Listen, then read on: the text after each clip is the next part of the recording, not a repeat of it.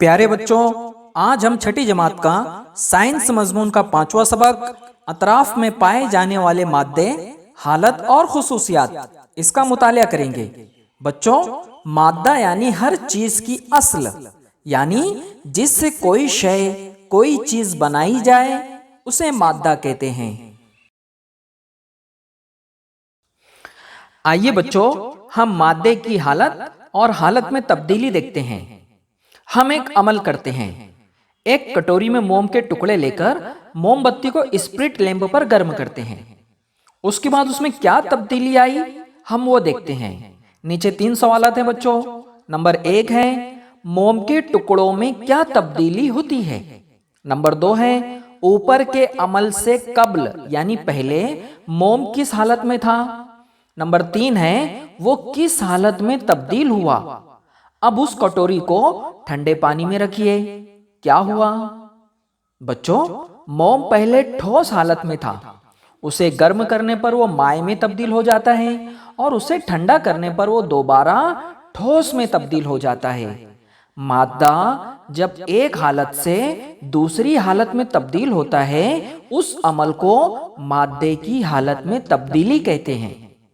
और इसी तरह से हर मादे को हरारत पहुंचाई जाए या उसमें मौजूद हरारत को खारिज किया जाए तो मादे की हालत में तब्दीली वाक़ई होती है। हमारे अतराफ का हर मादा, ठोस, माय, गैस, इनमें से किसी न किसी हालत में पाया जाता है। बच्चों, बताइए तो भला, पानी से भरा हुआ बर्तन चूल्हे पर रखने से क्या पानी फौरन भाप में तब्दील होता है। पानी रेफ्रिजरेटर में रखने पर क्या उसी वक्त वो बर्फ में तब्दील हो जाता है। अशिया को मखसूस हद तक हरारत पहुंचाए या उनमें मौजूद हरारत खारिज करें तब उनकी हालत तब्दील होती है। शय को हरारत देने पर वो कितनी गर्म होती है, उसकी हरारत खारिज होने पर वो कितनी ठंडी होती है, इस पर शय की हालत की तब्दीली का इन्हिसार होता है। शय कितनी गर्म या ठंडी है, ये किस तरह मालूम करेंगे। आइए बच्चों, हम देखते हैं कि हम कौन सी चीज का इस्तेमाल करेंगे। शय को हरारत मिलने पर वो गर्म होती है। पानी कितना गर्म हुआ है, इसका अंदाजा करने के लिए हम उसमें उंगली या हाथ डुबोते हैं, लेकिन यह पैमाइश सही नहीं होती। अगर शय ज्यादा गर्म हो तो हाथ को चटका लगकर जख्म हो सकता है। तपिश नापने के लिए तपिश पैमा का इस्तेमाल करते हैं। तपिश नापने के लिए डिग्री सेल्सियस इस इकाई का इस्तेमाल करते हैं। हम मुख्तलिफ किस्म के तपिश पैमा देखते हैं। आजकल डिजिटल तपिश पैमा का बड़े पैमाने पर इस्तेमाल हो रहा है। आइए बच्चों, अब हम देखते हैं कि पानी का जोश खाना किसे कहते हैं। पानी की मुसलसल तबखीर होती रहती है। तबखीर यानी पानी का भाप बनना। आप जानते हैं बच्चों कि फर्श पर गिरा हुआ पानी आहिस्ता आहिस्ता अपने आप सूख जाता है। तबखीर का अमल पानी की ऊपरी सतह पर होता है। पानी जोश खाता है तब क्या होता है, पानी जैसे जैसे गर्म होता है वैसे वैसे उसकी तपिश बढ़ती है और तबखीर का अमल तेज होता जाता है। चूल्हे पर रखे हुए पानी का दर्जा हरारत जब एक मखसूस नुक्ते पर पहुंच जाए तो बर्तन के तमाम हिस्सों से पानी की तबखीर होने लगती है। इसलिए भाप के बुलबुले तेजी से ऊपरी सतह पर आते हुए नजर आते हैं और भाप हवा में मिलती जाती है। इसी को पानी का जोश खाना कहते हैं। सतह समुंदर की बुलंदी पर खालिस पानी 100 दर्जा सेल्सियस पर जोश खाने लगता है। ये पानी का नुक्ता जोश है। भाप ठंडी होने पर पानी में तब्दील होती है। इस अमल को तखफीफ कहते हैं। भाप की तखफीफ 100 दर्जा सेल्सियस पर ही होती है, यानी पानी का नुक्ता जोश और नुक्ता तखफीफ एक ही है। आइए बच्चों, अब हम देखते हैं कि इंजमाद किसे कहते हैं। रेफ्रिजरेटर या बर्फ पर रखा हुआ पानी ठंडा होता जाता है, यानी उसकी तपिश कम होती जाती है। एक मखसूस तपिश पर पानी बर्फ में तब्दील होना शुरू होता है, यानी वो मुंजमिद होने लगता है। जिस दर्जे हरारत पर यह अमल होता है उसको पानी का नुक्ता इंजमाद कहते हैं। शय की तपिश 0 दर्जा सेल्सियस से कम हो सकती है। मसलन रेफ्रिजरेटर के फ्रीजर में हवा की तपिश तकरीबन -18 दर्जा सेल्सियस होती है। तपिश 0 दर्जा सेल्सियस से कम हो तो उसे -डिग्री सेल्सियस कहते हैं। बर्फ को दोबारा हरारत मिलते ही वो पिघलने लगता है, यानी वो दोबारा माए में तब्दील होता है। इसे अमात कहते हैं।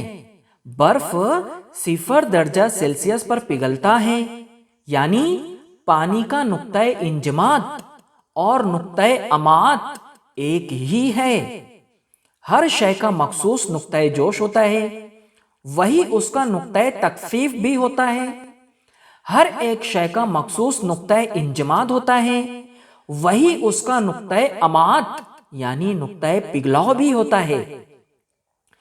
शय को हरारत देने पर जिस दर्जे हरारत पर वो जोश खाती है उस दर्जे हरारत पर ठंडी होते वक्त उसकी तकफीफ होती है।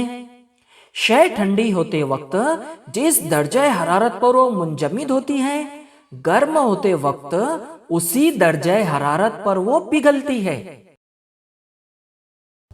आइए बच्चों, अब हम हालत की तब्दीली के मुख्तलिफ इस्तेमाल देखते हैं।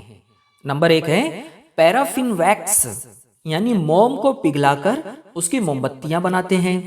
नंबर 2 मुंजमिद कार्बन डाइऑक्साइड, यानी खुश्क बर्फ आइसक्रीम बनाने और उसे ठंडा रखने के लिए इस्तेमाल किया जाता है। नंबर 3 माए नाइट्रोजन का इस्तेमाल खून के जसीमे महफूज करने और गल्ला बानी में करते हैं। नंबर 4 है रेत पिघलाकर शीशा बनाया जाता है। नंबर 5 है सोने चांदी के ज़ेवरात बनाने के लिए उन धातुओं को पिघलाया जाता है। और नंबर 6 है औजार और हथियार बनाने के लिए लोहे को पिघलाते हैं। आइए बच्चों, एक अमल करके देखना है। एक कटोरी में थोड़ी रेत लीजिए, उसमें आयोडीन की कुछ कलमें मिलाइए। कटोरी को बर्नर पर रखकर कटोरी पर एक कैफ उल्टी रखिए। उसकी नली के सुराख को कपास से बंद कीजिए। स्प्रिट लैंप या बर्नर जलाइए। आमेजे और कटोरी को कुछ देर हरारत दीजिए। हरारत मिलने पर आयोडीन पर क्या असर होता है उसका मुशाहिदा कीजिए। हरारत मिलने पर आयोडीन की कलमें बजाय माए बनने के गैस में तब्दील हो जाती है। ये बुखारात कैफ से टकराकर ठंडे होते हैं और ठोस में तब्दील होकर कैफ की अंदरूनी सतह पर जम जाते हैं। यानी हरारत पाकर आयोडीन माए में तब्दील होने की बजाय रास्त यानी सीधा गैस में तब्दील होती है। ऐसी तब्दीली को तस्ईद कहते हैं। आइए बच्चों, अब हम मादे की खुसूसियात अमल करके देखते हैं।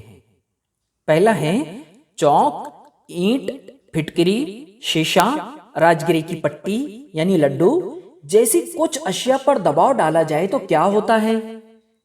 वो छोटे छोटे टुकड़ों या जर्रात में तकसीम हो जाते हैं।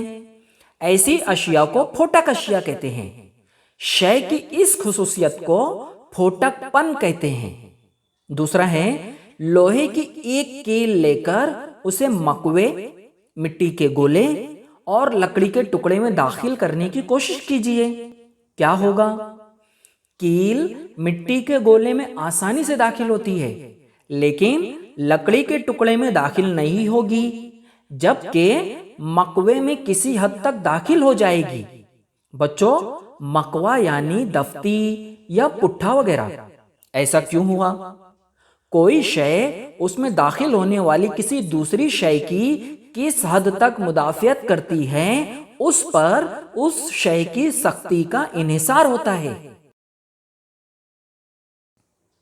तीसरा है एक रबर बैंड खींचकर छोड़ दीजिए या स्पंज को दबाकर छोड़िए। क्या नजर आता है? रबर बैंड और स्पंज अपनी असली हालत पर आ जाते हैं। कुछ अशिया को खींचने या उन पर दबाव डालने पर उनकी शक्ल बदल जाती है और खिंचाव या दबाव के हटते ही वो असली हालत पर वापस आ जाती है। इस खुसूसियत को लचक कहते हैं।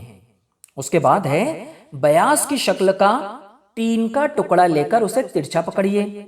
उस पर पानी, शहद और गोंद का एक एक कतरा मुख्तलिफ जगहों पर डालिए। वो किस तरह बहते हैं? माइयात ढलान की जानिब बहते हैं। इस खुसूसियत को सैलानियत कहते हैं। कोई माए कितनी आसानी से बहता है, उस पर उस माए की सैलानियत मुनस्सिर है। उसके बाद है मसावी जसामत के दो टुकड़े लीजिए, एक लकड़ी का हो और दूसरा लोहे का। लोहे और लकड़ी के टुकड़ों के वजन की पैमाइश की जाए तो लोहे और लकड़ी के टुकड़े के वजन में क्या फर्क नजर आता है? मसावी हजम की मुख्तलिफ अशिया की कमियत की वजह से उनकी कसाफत तय होती है। यह फर्क अशिया की कसाफत की खुसूसियत की वजह से होता है। मसावी जसामत की ज्यादा कसाफत वाली अशिया ज्यादा वजनी और कम कसाफत की अशिया हल्की होती है। उसके बाद है एक गिलास पानी लेकर उसमें नमक, बारीक रेत और शक्कर डालकर उन्हें हल करने की कोशिश कीजिए। यही अमल पानी की बजाय मिट्टी के तेल के साथ कीजिए। क्या नजर आता है बच्चों? कुछ ठोस अशिया किसी माए में हल होती हैं। अगर कोई ठोस किसी माए में हल ना हो तो इसका मतलब यह है कि वो ठोस उस माए में हल पजीर नहीं है। मसलन नमक पानी में हल पजीर है, लेकिन मिट्टी के तेल में हल पजीर नहीं है। आप जानते हैं कि पानी में हल होने वाली अशिया का इस्तेमाल करके कई किस्म के मशरूबात यानी शरबत बनाए जाते हैं। ठोस की इस खुसूसियत को हल पजीरी कहते हैं। उसके बाद है जिस शय में से देखने पर दूसरी जानिब की चीज साफ नजर आती है, उस शय को शफाफ शय कहते हैं। शय की इस खुसूसियत को शफाफियत कहते हैं। मसलन शीशा, मुख्तलिफ किस्म के प्लास्टिक, साफ पानी, हवा वगैरह। बच्चों बताइए तो भला, पहचानिए इस तस्वीर में बताई हुई चीजें कौन सी अशिया से बनी हुई हैं? इन अशिया के ग्रोह को क्या कहते हैं? तांबा, सोना, लोहा, एल्युमिनियम जैसी अशिया को धात कहते हैं। धातें मादनियात की शक्ल में जमीन के अंदर पाई जाती हैं। मादनियात जमीन खोद कर निकाली जाती हैं। उन पर मुख्तलिफ किस्म के अमल करके धातें हासिल की जाती हैं। रोजमर्रा जिंदगी में धातों के मुख्तलिफ अहम इस्तेमाल हैं। धातों की कुछ खुसूसियात एक जैसी होती हैं। आइए उनके बारे में मालूमात हासिल करें। आइए बच्चों, अब हम धातों की खुसूसियात देखते हैं। तांबे या एल्युमिनियम के तार का एक टुकड़ा या छोटी कील लीजिए, उस पर हथौड़ी से जर्ब लगाते रहिए। क्या नजर आता है? हथौड़ी की जर्ब से कुछ देर बाद तार चिपटा हो जाएगा, यानी उसका वरक बनेगा। धातों पर इसी तरह जर्ब लगाकर पतरे बनाए जाते हैं। इस खुसूसियत को वरक पजीरी कहते हैं। मुशाहिदा करके बहस कीजिए। लोहार की दुकान में गर्म लोहे को पीट पीट कर पतला या चपटा किया जाता है। उसका मुशाहिदा कीजिए। लोहे की सलाख को मुसलसल घुमाते हुए घन से जर्ब लगाने पर वो लंबा होता है। उसको खींचकर तार बनाते हैं। धातों को खींचकर उनके तार बनाए जा सकते हैं। इसको धात की तार पजीरी कहते हैं। चांदी, सोना, तांबा और प्लाटिनियम के तार बनाए जाते हैं।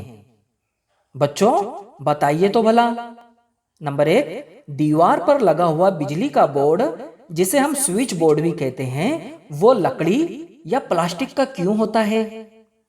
नंबर 2, कुकर का हैंडल प्लास्टिक का क्यों होता है? धातों में से बर्क का ईसाल होता है, मतलब धातों में से बर्क गुजरती है। तमाम धातें कम या ज्यादा तनासुब में बर्क की मोसिल होती हैं। इस खुसूसियत को बर्क की मोसलियत या धातों की बर्क गुजारी कहते हैं। आइए आगे देखते हैं बच्चों। धात के टुकड़े के एक सिरे को हरारत पहुंचाई जाए तो कुछ देर में पूरा टुकड़ा गर्म हो जाता है, यानी धात हरारत की मोसिल है, उसे हरारत की मोसलियत कहते हैं। धातों में मखसूस चमक होती है। हर धात का मखसूस रंग होता है, जिसके जरिए वो पहचानी जाती हैं। अब हम अमल करके देखते हैं बच्चों। नंबर 1, सितार, वीणा या दूसरे आलात मौसीकी के तार छेड़िए, घंटी बजाइए, स्टील के डिब्बे पर चमचे से ज़रब लगाइए।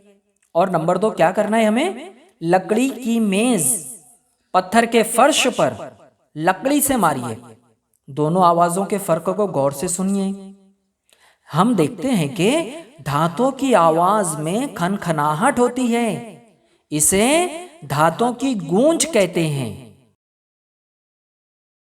प्यारे बच्चों, इन बातों को हमेशा जहन में रखिए। नंबर 1, बारिश के दौरान या दूसरे किसी वक्त अतराफ में बिजली के खुले तार हों तो उन्हें हाथ मत लगाइए। नंबर 2, जब जरूरत ना हो तो मकान में बिजली के लाइट या मुख्तलिफ आलात के बटन बंद रखिए। मसलन टीवी रिमोट कंट्रोल के जरिए बंद किए जाने के बाद बिजली का बटन भी बंद कीजिए। इससे बिजली की बचत भी होती है और मुमकिना खतरा भी बाकी नहीं रहता। नंबर 3, मखसूस अरसे के बाद घर के जिम्मेदारों को मकान की वायरिंग की जांच करने के लिए कहिए। ये था बच्चों हमारा साइंस मजमून का 5वां सबक, अतराफ में पाए जाने वाले मादे, हालत और खुसूसियात। इंशाअल्लाह हम जल्द मिलते हैं एक नए सबक के साथ। तब तक के लिए खुदा हाफिज।